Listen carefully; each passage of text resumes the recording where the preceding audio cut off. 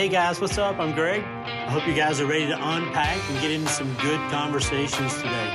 And I'm Jess, and this is our podcast, Baggage Claim. Thank you for joining us.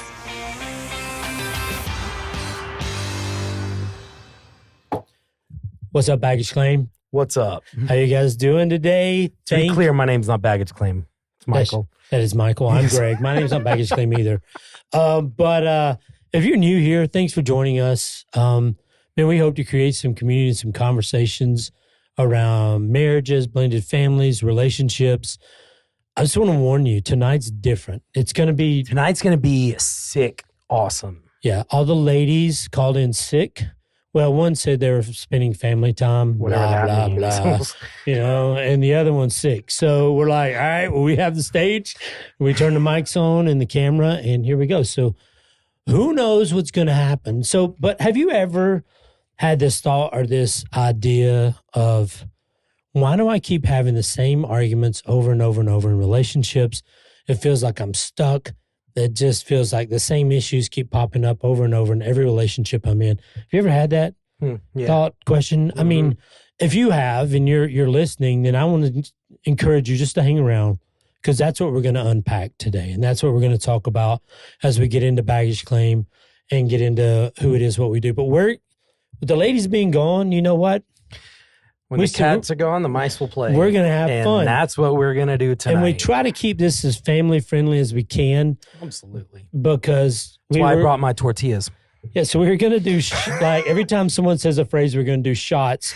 And we thought that could get out of control really quick. I can't do that. So we just have our favorite drinks right now on the table. But we're going to do something else. We have these tortillas. If you're not listening, if you're listening and not watching, we have tortillas, flour tortillas in our hands. So Jess texted a phrase that Michael says a lot. And every time, and I don't know what it is. I'm really nervous to find out when you're going to slap me upside the head. And when he says that phrase, I hit him in the face with a tortilla. Likewise, she has also texted me a phrase that Greg says a lot. And whenever Greg says that phrase, I get to slap him upside the head with the tortilla as well. And I have a feeling I'm going to get smacked a lot, because I feel like it too. I use some words a lot on this. Then we have you can say it now. we have one additional rule, because I find ourselves saying the word podcast a lot. So if we ever say the word podcast tonight, the other person also gets to slap them upside the head with a tortilla. This may be very entertaining. If you listen, this may be very entertaining to watch. It may not. It may be crap. And Greg's like a brother to me. This could also end out in an all-out fight, too. Yeah, we could just be brawling at the end of it. We'll just see what happens. Like, get up and be like, bye. No, you know what? So anyway, with that being said, I want to say thank you for everyone who's listening. Man, we have hit some goals, and we're growing at crazy rates. Start on that.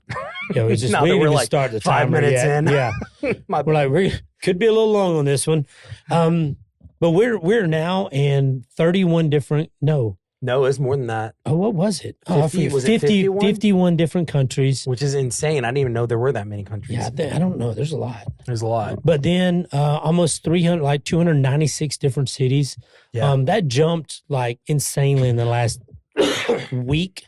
Thanks everybody for sharing. Thanks for listening. Please keep sharing the podcast. We want it to be free to as many people. And the way we make it free is that you like, subscribe. That helps us. Mm-hmm. I listened to a podcast on the way home from the beach, and I had to pay $5.99 to listen to the next 5 episodes after the first one, and I was mad. I paid it, but I was mad. But you still paid it. I still paid it. I don't want you to have and to. And we don't want y'all to be mad. Yeah, so there we go. There we go. And I don't want to have to smack you with a tortilla. So with that being said. When are we starting the tortilla slapping? Because we need. Okay, from this point on. So my question is, have I said the phrase already? I haven't really been listening. See, that's going to be listening. The thing. I know you have. Said it multiple times already.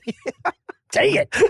All right, all right, are we doing question time? Yeah, let's do questions. Question time. Also, my voice is a little weird. I'm getting over a sinus infection. It's a lot better when there's more voices involved. But it is. The ladies really help. We'll talk to them later about that. Okay. This is very interesting. And I know you've heard about this book a lot, A Year of Us, by Alicia Munoz. Munoz, yes. Munoz. You can show it to the folks who are watching. There it looks like that. Looks just like that. Okay. Not lemonade. I said limonade. That lemonade looks very appealing. It does look appealing. As it's getting warmer outside. Put a little vodka in there. It's good to go. Bro. Okay. Sorry. Dude, I used to make my own homemade lemonade. We're going off so far off trail already. Yeah, just answer. Ask a question. These are a couple of questions, but I'm going to ask Greg this. Question number 145. When you're sad, what could I say or do that would help you feel more comforted? You want to go grab a drink? That would actually be a really good one. I'm sure, yeah. If it were me, it would be either you want to hit up the driving range. Yeah, it's a good second one. Jess is texting. You might. Well, no, you can't read that. She's going to bed. No. She knows your phone's being used over there. I hate she's not feeling well. Yeah. But so no, for me it would be going to the driving range or just going and playing around a golf. Honestly. Yeah. You can never go wrong. Not gonna lie, the two, having a drink and golf going to and play some golf. Fireball sounds crazy good right now. Especially with the weather. And whatever that one drink is that you made that one time. The one that we put in the water bottle with was it Kool-Aid? Or was it Yeah, it was vodka with Skittles. Just a That's what it was. Mix. The Skittles, yeah. And you mix it with Sprite. It's very good. Anyway. All right, so moving on. Enough with our drink favorites. Yeah. So, are you going to lead us? Oh, all right. So, shit.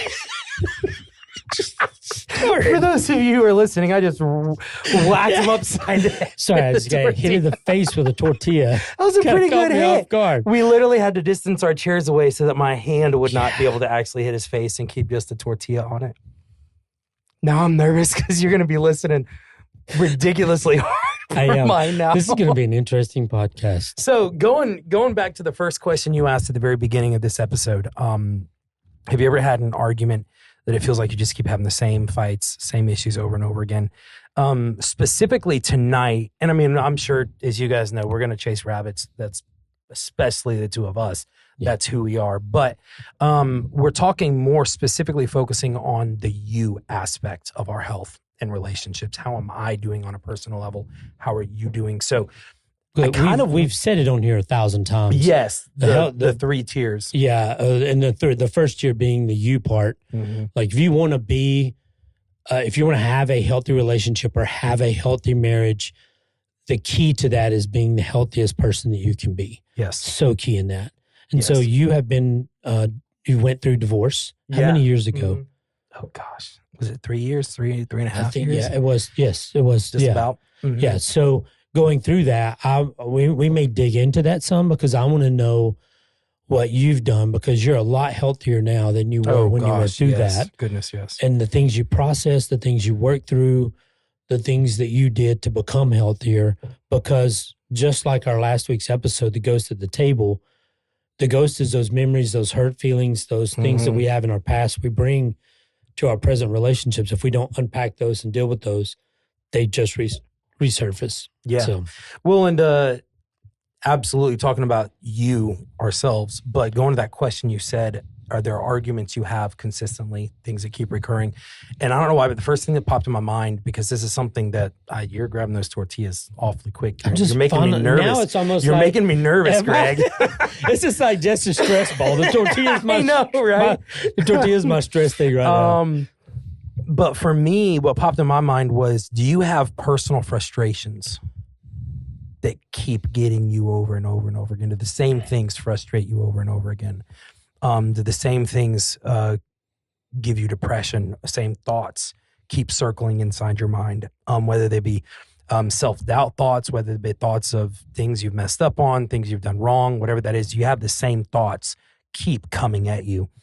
Because that's specifically something I wrestled with very hard, especially in the first year after my divorce, was wrestling down some of those thoughts that just kept coming over and over again.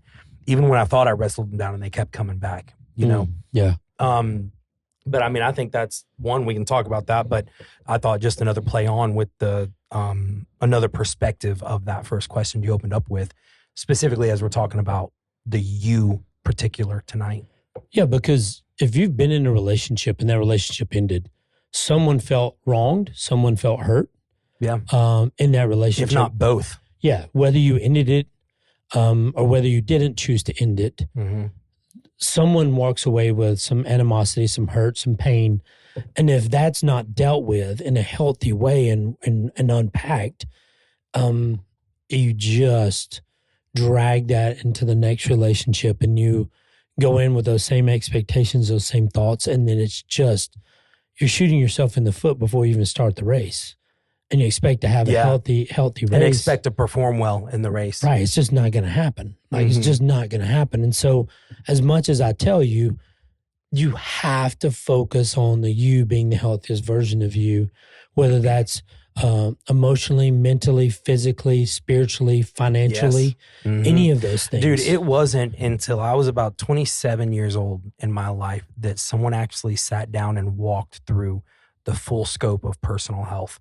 And if you're listening to this and if you've not had anybody do that with you, but those 5 things specifically, mental health, emotional health, physical health, spiritual health, and financial health, those things are so tied together.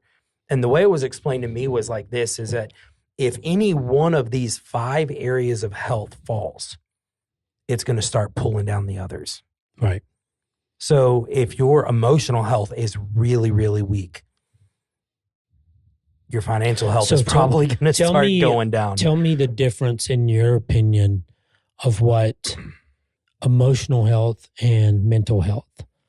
How do you differentiate the two in your brain or in your head when you're walking through those things? Yeah. For me, emotional versus mental, I can have thoughts in my mind that I don't allow to affect my emotions.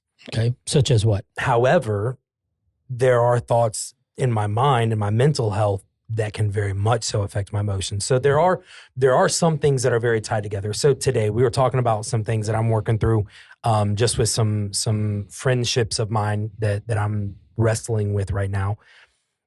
And it's not like it's an emotional thing at all.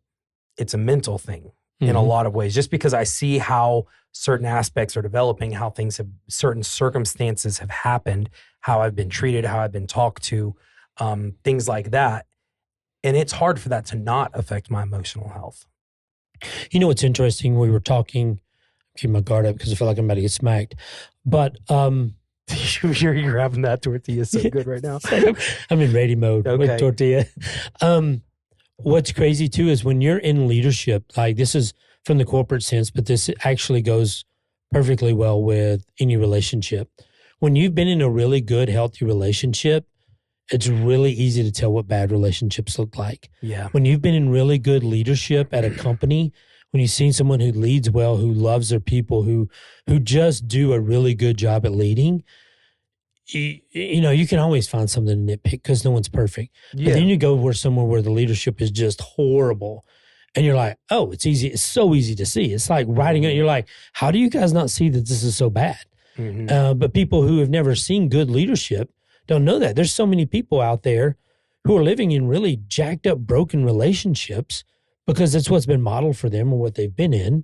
And they've never really seen the healthy side of that to go, no, there's a healthy side to this. I'm not saying you got to leave the person you're with. They go, they're unhealthy, so I'm leaving them. No. This is a look at what's unhealthy and go, how do we make this help? Like, what do we make this right? Like, how do we, because when you see, because your temptation is because I get this. I've heard this before by lots of couples. You see someone who they're like, man, their life looks perfect. It looks good. It's not, first off, it's not perfect. No one's life is. They go through ups and downs. It's how they handle those things. It's how, they've made it to be as healthy as it is. Yeah, how they work through them. And if they can laugh when they're broken, laugh when they're wealthy, when they can figure it out, you're like, okay, that's what you need. That's what you're chasing, not we got to have the boat, the house, the other things, because those just don't satisfy. It's that deep connection of, and you see those couples and you try to dismiss it and go, oh, they have just because everything's easy for them. I promise you, I've never met a couple in my 50 some odd years of being on this earth and counseled so many married couples in church and around just outside who have a perfect marriage. I've never met one who said, oh, we've had a perfect marriage. Everything's been great. Yeah. It's just been handed to us. No one, whether you think it is or not, has been there. Mm-hmm. So just mark that off your list. Yeah. And just say that's not true. Going back to those 5 pillars of health, how do you separate? And you may have a different answer between what's emotional health and what's mental health. To me, the two are actually very, very similar in that I think they affect each other the most more than any of the other ones. But the truth is, if your mental health and your emotional health is going down, well, chances are your financial health is going to go down. You're probably going to end up spending more money on things, trying to bring satisfaction, trying to bring instant joy, that kind of thing. But then also, if that's happening, you're probably not eating as healthy. You're probably not working out as much, which means your physical health starts going down. Yep. And what I believe as well, your spiritual health has a significant tie to all of these things. If your spiritual health isn't good, your emotional health is probably not going to be as best as it can be. No. And that I even include your financial health, your physical health. Isn't going to be what it should be if your spiritual health isn't there. Yeah, because when you feel the stress of finances, which is something everyone feels at some time, if not now, you feel stressed, you don't work out, you feel like I can't buy gym membership, I can't do this, I can't do that because I want. And it does, working out has been proving to help your emotional, mental state completely. So. It's a very good thing for you. And that's what I'm saying. It doesn't cost you anything to go walk. Just go walk. Just start walking. Like your neighborhood. It doesn't cost you anything to drop to the floor and do as many push-ups as you can, or sit-ups, or just jog in place, or do jumping jacks, or do burpees, or any. It doesn't cost you anything to do those. There's ways for you to get around that. You just have to want the solution. So, but it is crazy how those 5 tie together in such a formative way. Yes. And then they all affect each other. And I'd challenge you, if you're listening to this, keep that in mind. I don't know if you want to book gear that or whatever, that concept. Because if you realize the next time you start feeling yourself short on temper, the next time you start feeling yourself really, I don't know, maybe even pinching pennies, or when you find yourself in a rough place, this plays such an effect. And I will tell you this, for me, for the longest time, it didn't help my preventative side of things, to keep me before going into a bad place. But it helped me get out of a bad place a lot quicker. And I mean a lot quicker, because I was able to be aware of it. I was like, okay, today, how's my emotional health? Do I feel like I'm about to explode on someone if they just walk in my office? If someone calls me and corrects something or whatever that is in work, is that going to piss me off? Okay, well, let's start looking at why. Why is that going to piss me off? Well, and the other side of that too is, and I'm a guy, so I'll be vulnerable here. I'm honest. I was watching a commercial the other day. I can't remember what the commercial was. No, I was watching it. Dude, I got emotional. I started crying, a really deep sob, watching this, and I'm just totally emotional. And Jess comes in. She's like, "Are you okay?" I'm like, "I don't know. I honestly don't know. I was like, "I just watched this." And she goes, "Yeah, that's really emotional." She's like, "Wow." And I'm like, "Yeah, but why am I so upset about it?" I was like, "What is wrong with me?" And I think it's because sometimes when we deal with stress, we have all those things, and we don't talk about it. We don't allow those emotions, and we had not been. It's just nose to the grindstone, just go, go, go. I think those things, emotions, just hey, we got to get out. Yeah. And so they start going, and you're just like, "Oh, okay." And sometimes they come out in those weird ways. Yeah. And so it's just something to keep in mind. Well, and one thing that I was listening to a podcast.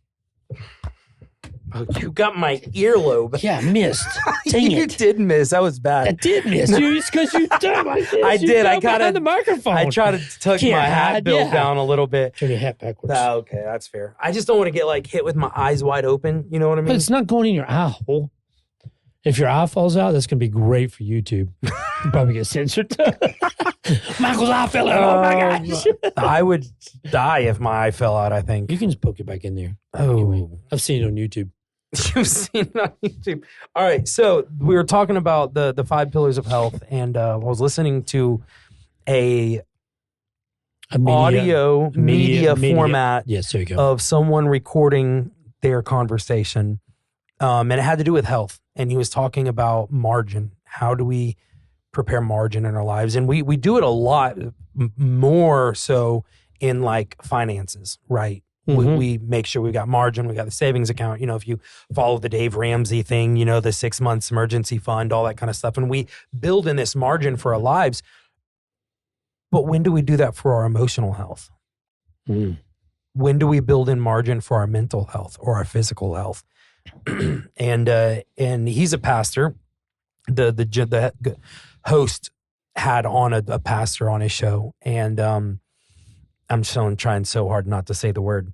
But on the show, the pastor was speaking. He was like, I've got people who come into my office every day who need to share their burdens. Mm. And it's hard to not share and help carry those burdens with them. Mm. And so he was going on about how I have to maintain margin in my emotional health, in my spiritual health, so that I don't get pissed off when someone comes in sharing their problems. You know, and I'm sure you've had these days, whether being on staff at a church or not, because I know I've had them.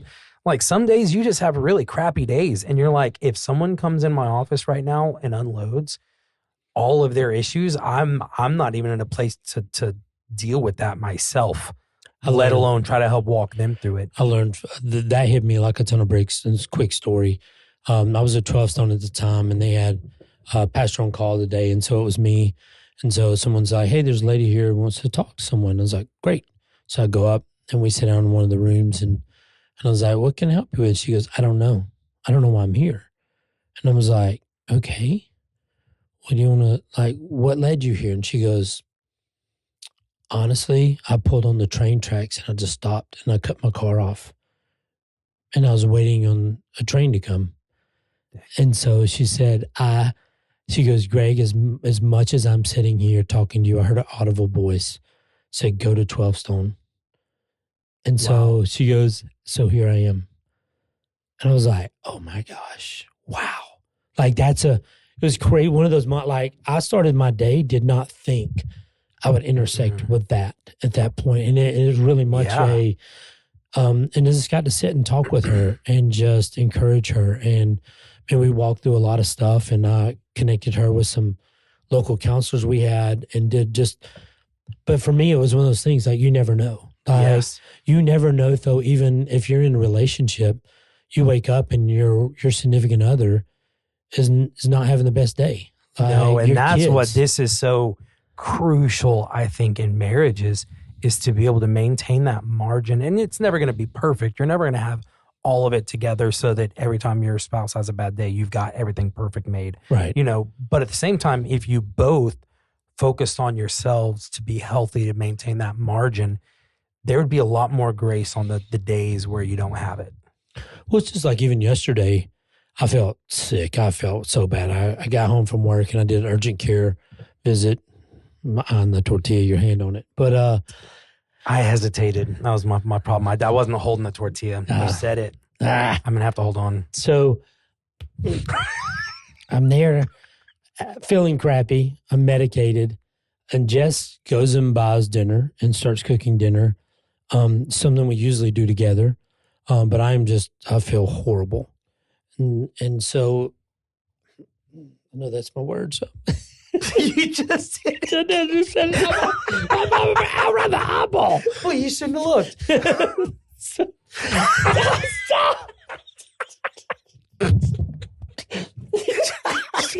I'm swinging left-handed. This sucks. I'm at a disadvantage. Oh my gosh. I'm sorry. I'm going to pause because you got to finish this story. Anyway, I'm at the, I go over and sit at the bar and she's just making dinner and I felt horrible because I wasn't helping as we usually do. Yeah. And it wasn't that I was doing anything wrong and she was doing anything more. It just, for me, it was just one of those things. I'm like, why does this upset me so bad that I can't participate and help? Why is it that I feel bad? And I know this is a thing for me. I feel bad when people just do things for me. I'm very much independent in that way. Same. And so it's hard for me just to sit on the couch while she cooks dinner and says, oh, dinner's ready. And I just go get it. Like I just, that's so hard for me. And so I have to dig and go, why? Because Jess sometimes wants to do things for me. Like she'll ask, hey, do you want something to drink? I was like, no, I'll go get it. She's like, no, let me do that for you. No, I got it. Mm-hmm. But it's almost like I'm stealing something from her in doing that, because that's just my ridiculous independence out of myself. Mm-hmm. Trying to just, sometimes I think, well, I can do this on my own. I don't need anybody. But you do.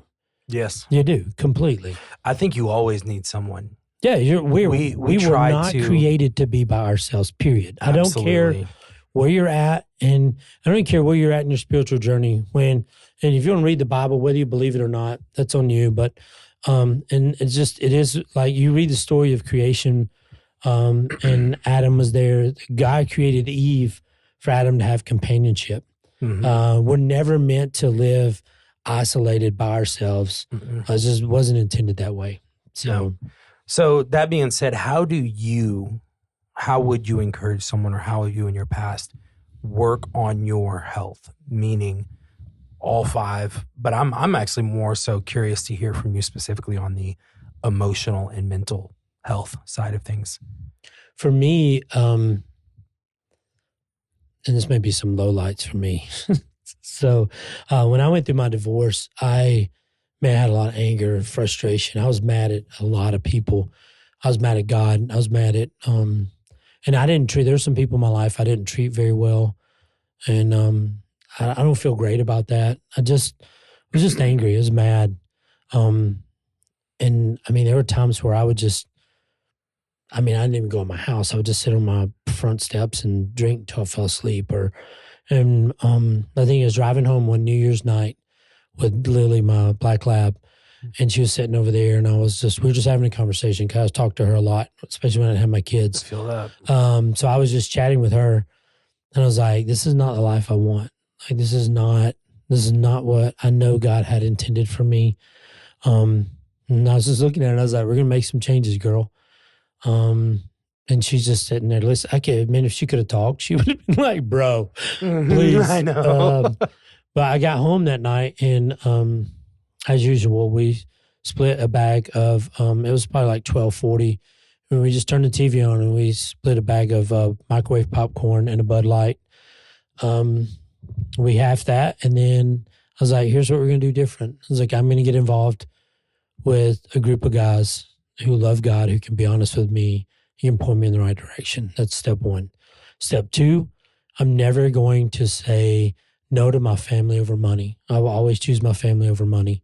Going to chase that. Like, I'm going to chase healthy relationships with my family and my friends, good ones.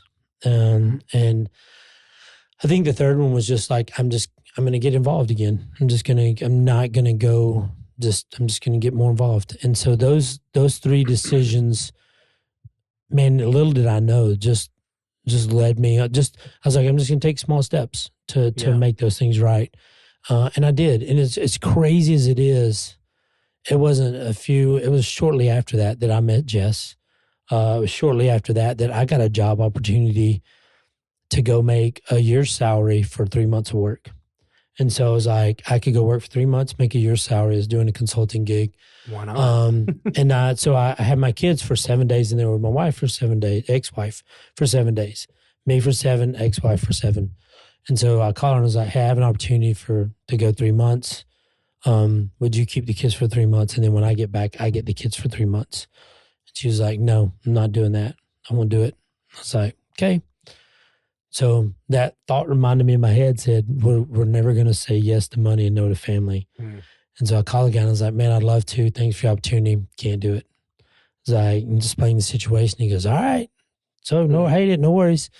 But you know what's crazy? I never missed. I feel like God honored that decision, and money wasn't the issue, provided in other ways. And things just happened and created healthy relationships with my kids. But it's just interesting. I still run into people from my divorce who still seem angry or frustrated. And it's so interesting to me, because I'm like, that was 15 years ago.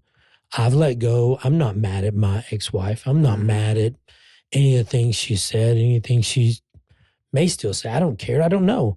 But the thing is like, I don't carry that around with me. Like I've forgiven them. I've moved on and I've let go of that hurt and that pain. And just like, why are you still carrying it? 15 years later. So why? It's more than 15 years. It's almost 16 years. Things. It's like, it wasn't even you. It's just crazy. I'm like, you're toting a weight. It's not yours to carry, but we do it in relationships all the time. Yeah. All the time. And we don't realize how much it affects us. Bro, I mean, even just forget husband and wife. Dude, brothers and sisters, brothers and brothers, sisters and sisters don't talk for years. Yeah. Because we just hold on to crap. Yeah. Like my friend Joe Payton, love Joe to death.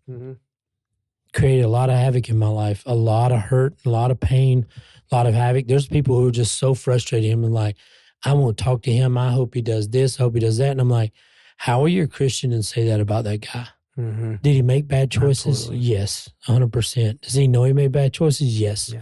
Do I not love him for that? Why? How would you say no to that? And I talk to that guy often. Yeah. And I told him, I was like, I love you. You need help, you call me. Something goes wrong, you call me.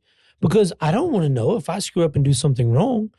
Everybody I know and love is going to throw me under the bus and go, I don't have anything to do with you because your life's not perfect. Yeah. You made a bad decision. You did some bad things. I don't want to have anything to do with you. What kind of friendship is that? And I would dare question that friendship in general if that was the case. Yeah. It's just sad. Yeah. I'm like, I don't, but we surround ourselves with that and we carry those things because we don't deal with those. We don't become the healthy person. We don't deal with that crap. We don't have the margin, so we hold on to it. Yeah, we just put it in our backpack and carry it around with us for the rest of our lives. We never unpack it. I remember, I don't know if you remember this conversation you and I had. We were sitting at Deletto, RIP. It's hard to say it. It's got to be Deletto's because it's we had a lot of conversations. Oh, we had so many. It was like basically a standing weekly meeting that we just would always go, and I would just unload all my crap. Thank you, because I did that a lot. But I remember there was one day, dude, I was just fed up with a lot of things at that point. And I just remember you asked me 3 questions over and over again. And this is what I remember. So if I say it wrong, correct me. But it's basically, how's your life? And my response was like, awful. I know the 3 questions. It was like awful, draining. Them. Yes. And you were like, well, why? And honestly, I was like, dude, I'm struggling with the divorce. I'm wrestling with trying to not let it carry into my work life and everything else. And I'm just like, I'm drained. And then the last one was, so what are you going to do about it?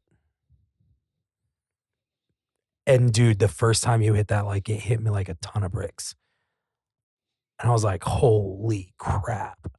There are 3 questions. Were those the specific 3 questions? What are you doing? Okay, yeah. What do you want to do? And what are you going to do about it?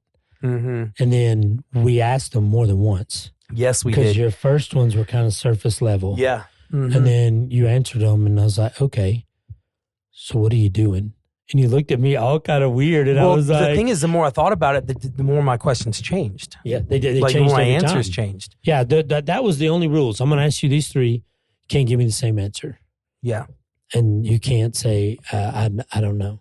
And I just remember walking through that moment. And it took, maybe 2 minutes? Yeah.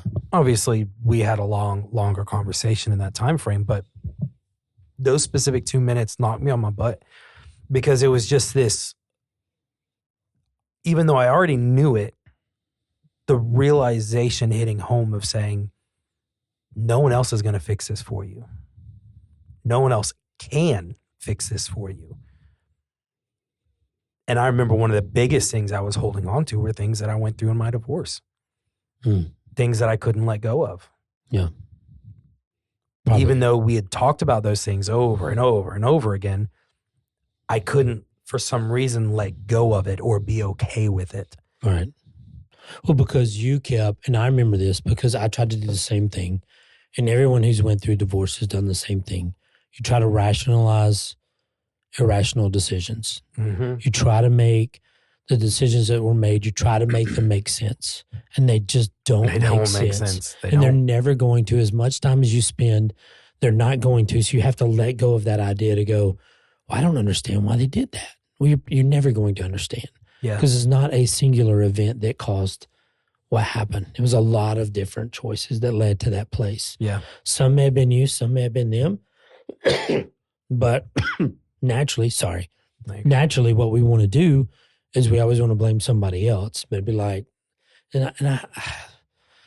and so counselors say this all the time, and I get what they're after, but it so pisses me off because when I was going through my divorce, my counselor kept asking me, well, what was your role in the divorce?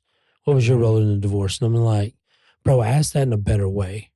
Like, I didn't do what she did. So I don't, that doesn't make sense. Like, you're asking me. So it's like, this is not, I understand. He's like, what did you not meet? What needs did you not meet for her that allowed her to take these steps? Okay, we can talk about that. And let's be more specific. But it just, you hold on to those things. Yeah. And you just, you want, that's kind of your brain and your emotional self trying to protect it. To be like, okay, well, she's just crazy or he's crazy or blah, blah, blah, blah, blah. And we make these excuses and then they have to become villains and we have to hate them because it makes us feel better about ourselves. That's about the only way we get through it. Yeah. But, or even then, for me, one of those things was, it's like those irrational ideas and things I couldn't work through kept coming back. And I remember, because I worked through this in counseling with my counselor, and we talked through the idea of coping and thriving. We all have coping mechanisms, right? When emotional health gets crazy, that coping mechanism may be, hey, I'm going to go spend $50 on Amazon, right? Or whatever that is. I may go get some drinks or whatever. But thriving and coping cannot coexist. It's either one or the other. They cannot exist simultaneously. And I remember that conversation that you and I had where you asked me those 3 questions over and over and over again. And I just remember saying, no one else can fix my emotional health. Yeah. No one else can wrestle the thoughts I'm wrestling. You know, and I remember, because it was like the next day I went to counseling and I talked to him about everything we shared. And this is where we went into the idea of thriving and coping. And I remember the one thing that stuck in my mind, and this is me. I mean, I believe the Bible, and Scripture says that we should take every thought captive to the obedience of God's word, meaning we wrestle it down with truth. And that's it. Not your truth, my truth, their truth. No, the truth, and that is in God's word. And so I remember taking those thoughts, and this is what brought me back to that original question you asked at the beginning of the episode, of this episode. It was, for me, there was recurring thoughts that I couldn't wrestle down. I couldn't get rid of. I couldn't do anything. And a lot of times I coped.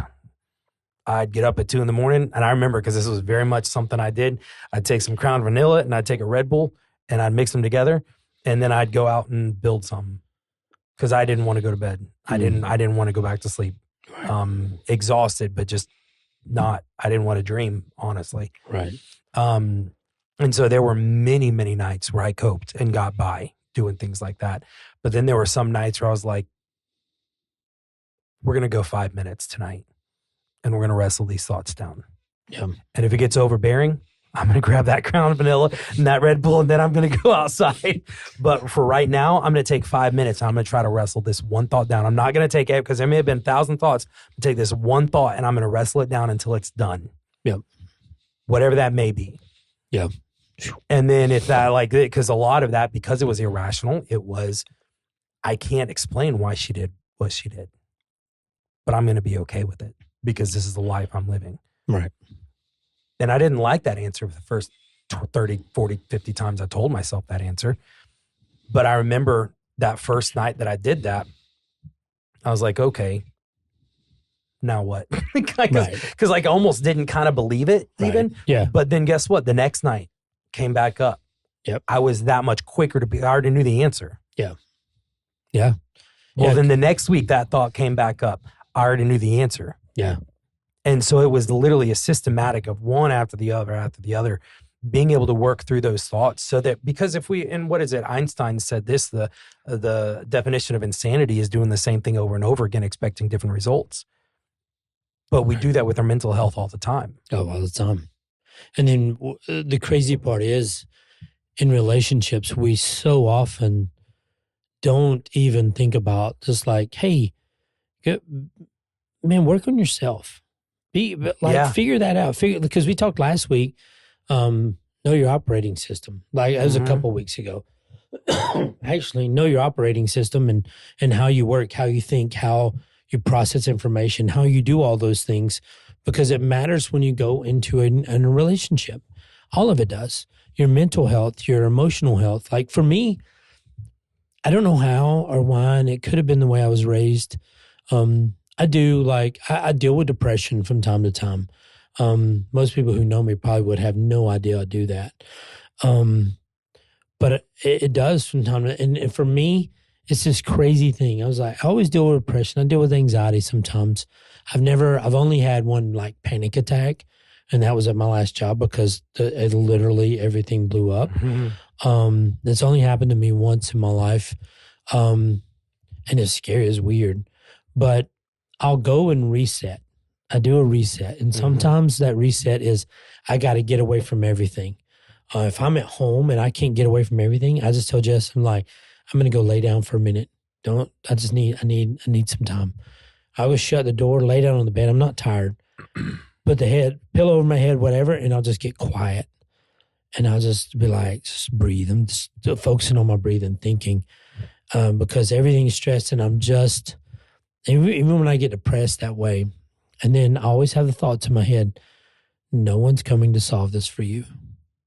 So let's figure out what the truth is, where we really at. Like cut away the emotions of, I feel this, I feel that. I don't care about how we feel.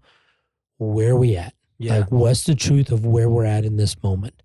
And when we figure out where we're at, because I feel like emotions drive, like my emotional side will drive my feelings. Oh, very much so. But my mental health can drive my emotions, which drives my feelings. Yes. So okay. Can you back that up? Because that's something that needs to be unpacked to separate the emotional and the mental side of things. Yeah. The mental set that I have, or the way I'm thinking, the way I'm affects my emotions, which affect my feelings.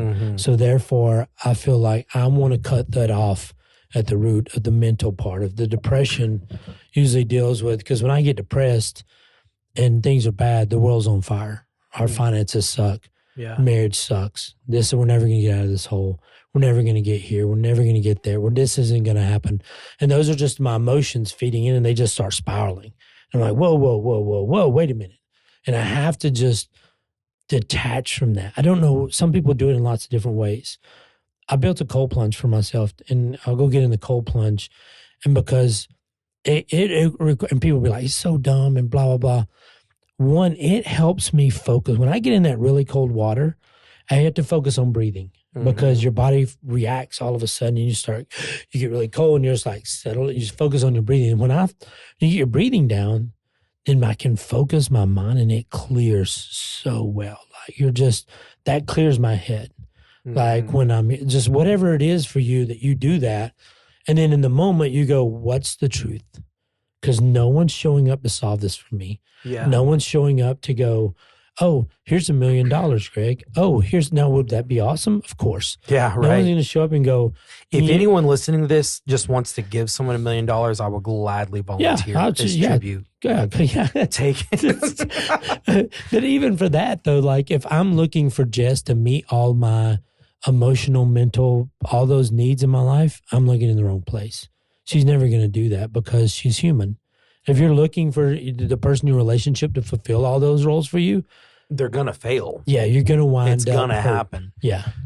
And so, truth. You have to focus on the truth when you're in those. But the truth mentally helps me focus my emotions, which focus my feelings. Dude, when you were talking through that, especially when you identified and specified the mental versus the emotional, you like unlocked a memory in my brain that I can't tell you the last time I thought of this. I grew up playing sports, football, baseball. I had a bunch of brothers and a sister. So we grew up playing sports all the time. And my dad, I remember he would always say this. And I remember when he first started saying it, because I have older brothers. So he was more so saying it to them. And I was like 6. And I honestly had no clue what the heck he meant by it. But he always said, attitude determines behavior. attitude determines behavior. And then as I got older, I remember, when baseball games get heated or, someone trucks the catcher at home plate, because we used to do that back in the day. Like there were heated moments in games. There were fights. There were things that broke out. And I remember my dad always told me, your attitude determines your behavior. And coming back to this now, what you allow yourself to think will control your emotions. Mm-hmm. And you have complete control over what you allow yourself to think. Yeah, 100%. I can understand emotions can take over. Well, emotions always happen in the moment. Yes, yeah, exactly. They happen in the moment. Someone wronged you, someone did something to you. Your emotions, or your natural emotion is going to kick in. Mm-hmm. That's a normal thing. But when you explain that, the way that I allow myself to think can change how I feel and how I treat others with my emotions. And I think that's brilliant, because so many times we ride on the coattails of our emotions and we never grab onto the reins of our mental state, our mental well-being. I was talking to a guy, a good friend of mine. We were just talking about how sometimes when people drink, how I've been around some people. I grew up with an alcoholic, but sometimes when people have too many drinks, they go off the hinges. Or even just a couple. Yeah, they go off the rails. They go crazy. And we're just talking about that. And I was like, this is my opinion on it. And I was like, neither here nor there. I'm sure there's research out there to back it up if you look. It's like people who act that way, it screams to me, I have unresolved issues and baggage, emotional, could be trauma in my life I've never dealt with. And so when I have an alcohol or whatever it may be that and allows that to come out, the true feelings of who they are comes out. I was like, you mean my honest opinion? I don't hang out with those people. And I was like, I'm not being mean and not being judgmental. Those people have a lot of stuff they haven't dealt with, and they're just not going. And you have to go, because if you're with someone and they have a couple of drinks and all of a sudden they get loud and mouthy and they want to fight somebody, I'm like, why do you all of a sudden need to feel like you have to prove yourself to violence through somebody else? Because they made you mad, I need to go beat them up. They disrespected me, I need to beat. You don't even know that person. Yeah. It's like, how does that make sense? And it's like, dude, it just shows me you're a very uncontrolled person. Control your emotions, control your thoughts. Some of that may have had to do with the time I spent doing karate and kickboxing. I mean, you control your emotions, and so you control your thoughts. It's a simple thing. If you are not controlling your emotions are controlling you. Yeah, you're letting someone else. That's the reality of it. Yeah, that's what's crazy to me. It's like you're giving that other person the power over you to control but they cut me off. They don't even know you. How do you know they didn't cut? What if they're in an emergency situation? The person they love the most is in the hospital. Yeah, and they're trying to get there. Wouldn't you do the same thing? Like why? So why go to worst case, best case? Like just let it. So what? Let it go. Yeah. Like just let it. You got other things in life to worry about. It's like those things. It's like settle down, control yourself. But look at those 5 things we talked about in ourselves: our mental, emotional, our physical. I'm telling you, physically working out will help you. Mm-hmm. If you say I can't do something. It will help just go for a walk. Yes. Don't carry your don't care. Don't listen to this. You can if you want to. I'm not going to tell you not to listen to this while you walk. It could be fun. This media presentation. Oh, I'll try. But it's like do something just to, even if it's go outside, go get on a treadmill, walk, do something. It's just an excuse. When you say I can't, it's an excuse. Yeah. But to know no one's showing up to save you. No one's showing up to say you be the best version of yourself. I guarantee you it will reflect every relationship you're in at work, whether you're married, whether you're where you're at, looking for. When you meet the person you're going to know where they're at, whether they are a healthy person. Mm-hmm. A healthy person is not going to be like, ooh, she's got she's off the hinges. Yeah, let's go. I want to spend the rest of my life with her. So no, you healthy people want to be around healthy people. Yeah. So that was lame. Have I even said my word? No. Oh, God. Nice. No, Jess gave me a horrible phrase. Was it a whole phrase or was it an actual word? I was thinking. You haven't used that at all? I have not used that at all tonight. No. So is a word. I got two. Everybody uses. But you use it a lot more. I know. I've been very mindful of it. Thank you. On that note, I would just like to say thanks, Baggage Claim folks, for listening. We are working on a process for almost like we call it baggage claim audit to see where you're at in any of these phases. It's specifically on like this you piece, because until someone walked through these ideas with me, dude, I didn't have a clue. Right. So this is basically for you, and you may have that clue. You may know. You may be like, amen, or we're preaching to the choir and everything we've talked about tonight. But if you're like, hey, hearing this, and you're like, I want to know where I'm at, this is a great resource for that. Yeah. It just helps us self-identify. Yeah. And it's just a way, like, I'm not trying to sell you anything. I don't have anything to sell other than merch. It's free, isn't it? Yeah, yeah. If you put your email in. So that costs a whole lot. Yeah. So. And we don't even have an emailing list right now. So you're not really unsubscribing or subscribing to anything. I'm literally, the only thing we sell is merch, and that just helps us try to pay the bills. Pay for the tortillas.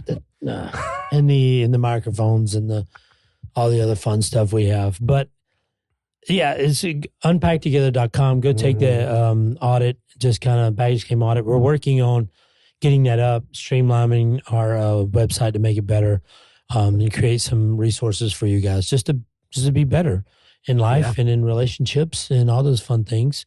So, man, what a fun guys' night! It wasn't that. It was far fun. off I enjoyed this. Yeah. It's good not having women tell us what to do all the time. All the time. We need it most of the time. The majority of the time. Yes, that is true. I do feel bad. Jess was not feeling very well at all. Yeah, but she went to bed early, which is kind of crazy. But anyway, you guys that are out there listening, my friends in Finland, still loving you, hoping to get to Finland. I want to see that little island, get that thing back, building the cabin. All our other people in all the other countries, man, Singapore still rocking it. That's right. You guys got to keep those downloads because some places in Texas are catching you with downloads. Are they going to take up, was it third spot or fourth spot? It was third, and it dropped to fourth. And I think some place in maybe Dallas, Texas, somewhere jumped up into third spot, which is really kind of crazy. I love the Singapore. Singapore's still in the top 5. You still got it going. Yeah, keep it up. Spread the word over there. So, but love you guys. Thank you so much. Unpacktogether.com. Go check it out. You can find merch there. You can find the baggage claim audit. We'll try not to make it as confusing when you go there, so it's pretty obvious what you need to do. But love you guys. Thanks for listening. Have a tortilla. Smack a friend with a tortilla. I knew that was coming. Just for the fun of it, because tortilla fights are fun. They are actually a lot of fun. It is fun just to smack your friends. It really is. We got into one of these in the kitchen one time, and we found pieces of tortilla for like a month. I don't even know how they got in like the drawer. It was on top of the cabinets. Yeah, they were everywhere. Because you're what do they call it? The hood is like angled. The vent, yes. Yeah, and there was one up there. Yeah, it was fun. I think that was a Georgia game day. It was just a Georgia got out of game control. day. Which G-Day game is coming up. So anyway, all right. Everything else said, anything to add? Take away? Just be aware. I would say like one takeaway with all of this, because the reality is like I've known about this for quite a few years now, and it's easy for me to go by a month without even thinking about this concept of working on my self-health, working on my margin, specifically emotional health. Because what did I say when I got into it? I was like, dude, I need a shot. I need food. I need something because today has been awful. I am done. Yeah. And it still happens. It's gonna happen. Yeah. When you think you have your hands around it and it's figured out, that's when it's going to happen. So just maintain consistent awareness. Yeah. That's what I'd have to say. Yeah. Hang in there. I'm all about being aware, being and if you can't be honest with yourself, get some friends around you. Yes, who absolutely. Will help you be honest, not in a mean way. You don't need friends to tell you suck. You need friends to tell you the truth. And friends who will say, I love you and care about you enough to not let you go down this road. Yeah. So That one got the corner. Yeah. I didn't mean to fold it over. Right in the forehead. Bad. All right. Well, that being said, go Dogs. Go Dogs. See ya. Ho, ho.